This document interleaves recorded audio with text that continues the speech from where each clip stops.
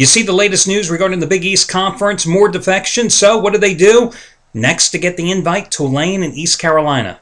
Are you serious? Like, does anybody care about either one's football or basketball programs? Do you think the Big East commissioner just sits there in a room with his lieutenants and goes, does Little Sisters of the Poor have a college basketball or college football program? Let's invite them next. I mean, instead of the Big East, they ought to call it the Big Least. And the least we should all do is shoot it and put it out of our misery because, I mean, the conference is going to turn into an absolute joke. Do you realize the Mountain West Conference is probably going to be more competitive than the Big East or the Big Least in future years? Anyway, enough about that. Let's get... Oh, hey, one thing I just wanted to say to you. Now, there are still some college football games this week, as we know, including Thursday night's game, which will determine who's going to represent the Big East, right? But, you know, the interesting thing with the college bowl games, you just saw a couple of coaches fired whose teams are going to go into bowl play and not be coached by them. You just saw that happen to Purdue over the weekend with Danny Hope getting the boot. And in the next 3-4 weeks, you're going to see players that are declared academically ineligible. You'll see coaching changes where suddenly the offensive or defensive coordinator is going to coach the team because the coaches just jump ship on their players. Players can't leave the school, but coaches are allowed to jump ship. Go figure. And that's why ultimately your early bowl games are often the easiest ones to win. One major reason I feel is that these teams, many of whom just concluded their season on Saturday, do you realize, like, when Notre Dame finally gets to play for the national championship, it's going to be like 44 days since they last took the field?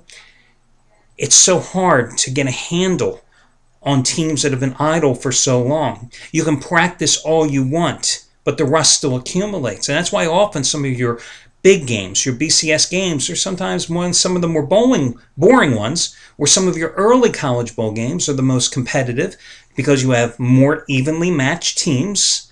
And I think when you have evenly matched mediocre teams, it's a little easier than sometimes finding the winner with evenly matched top-tier teams. And, of course, the biggest thing is these teams that start playing the bowl games around, the 17th, the 20th, right before Christmas in December, you have less downtime for them. So it's just something to consider. Now, last night, of course, Carolina got the job done on Monday night. Chuck O'Brien, congratulations to him, cashing in with his biggest NFL play of the season with the Panthers last night. And that was after 3 straight 60-dime winners over the weekend. The Patriots over the Jets on Thanksgiving Day. Saturday, Middle Tennessee State over Troy in college football. And then Sunday with the Colts getting the job done at home against Buffalo. Tonight, second biggest college basketball play of the season. Just as strong as last night's 75-dime winner on Carolina. It's his non-conference mismatch of the year, and he says it's a 20-point blowout. That's Chuck O'Brien's best bet tonight. Anthony Red, ultra rare 80-dime release. How rare?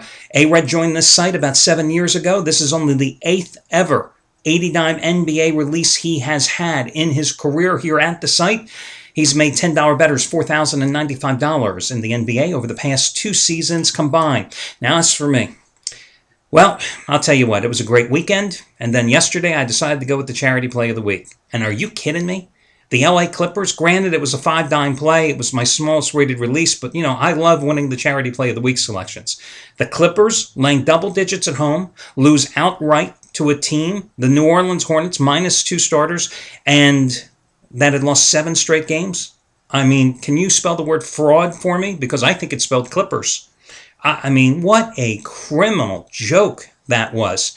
So, after cashing with the 5-dime play on the Colts on Sunday, after hitting my biggest college football play of the year on Friday with, who was it? Jesus, I'm even forgetting who the hell it was. Fresno State by 100 points over Air Force.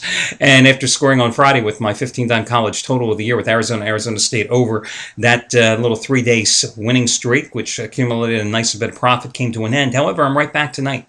As I've told you many times, I don't celebrate the wins, I don't lament the losses. And tonight, guys, I have my highest rated college basketball play of my career. It is another 15-dime play. As you know, 99% of my plays are rated between $5 and 15 dimes. So this is right there at the top of the rating scale. It's a 15-dime release. It's the ACC Big Ten blowout of the year. I think one of tonight's tournament chalks wins by 15 points or more. These are the same plays that I'm 39-20 with in the NBA over the past 3 years combined, including last Tuesday's winner when I gave you the New York Knicks laying 7.5 points at New Orleans, and they won by 22. Just as strong as my 15-dime college football total of the year on Saturday, with Arizona and Arizona State going over the total. Again, my highest rated play of the season. It goes tonight. Oh, quick congratulations also going out to Craig Davis as he cashed in with a 50-dime winner on Carolina last night. That was on the heels of his 100-dime teaser winner in the NFL, his fourth straight teaser winner, in fact, on Sunday. So congratulations going out to him. Now, as for your free picks tonight, let's get to them. I'm going to turn to the NBA, guys. I think the Dallas Mavericks have a great chance at winning outright at Philadelphia. Listen, I don't care that Philadelphia has won 4 of its last 5 at home. I don't care that Dallas has lost 4 of its last 5 on the road. I don't care that the Mavericks were absolutely destroyed at home by the LA Lakers a couple of days ago. I mean, they were down by by as many as 37 points in that game, and they were out-rebounded 61-39. Dallas has some size, at least. Dallas can go to the rack. Philadelphia can't. You know, Philadelphia is a team that's simply relying on its shooting, and if any of their shooters have an off night, it's bad news because the Sixers have no interior presence. They have no inside game. Andrew Bynum, of course, who knows if he'll ever play, let alone make his debut for the 76ers since acquiring him in the offseason. Spencer Hawes, who played so well late last season, early last season prior to an injury, still coming off the bench and playing only an ineffective 18, 19 minutes a game. Again, they have no interior presence. I think that's where Dallas takes advantage tonight.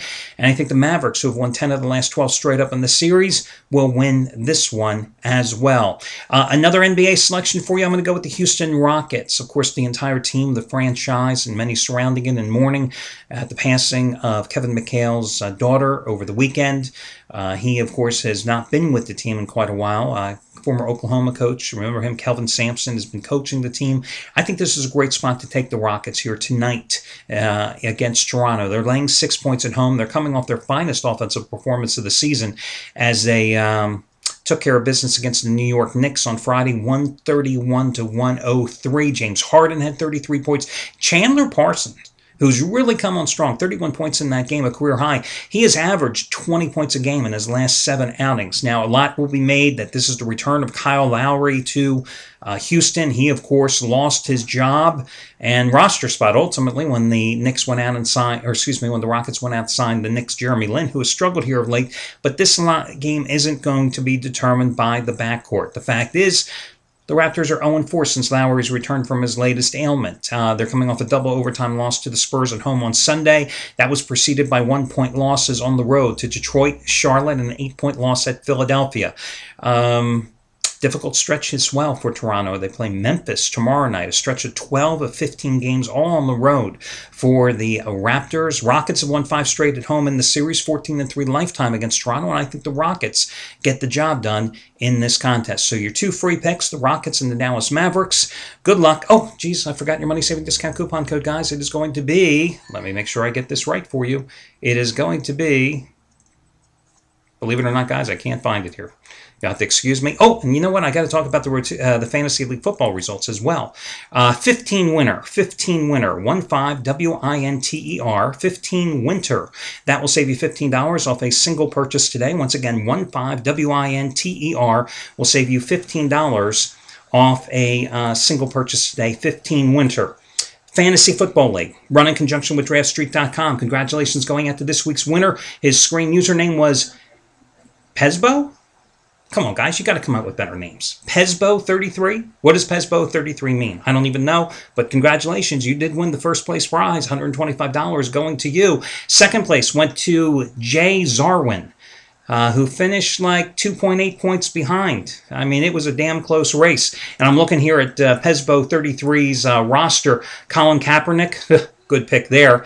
Peyton Manning didn't have a strong game for you, but your running back, you certainly got some benefit there, having Bryce Brown after his monster 178-yard rushing performance last night with 2 touchdowns plus 4 receptions as well for the Eagles. So that certainly helped you as well. So he wins it this week. congratulations. Remember, every single week we will have the free contest running here at the site. All you've got to do is click on the ads to sign up. Top 20 finish in the money once again for this week's contest, which will be open here in a couple of days.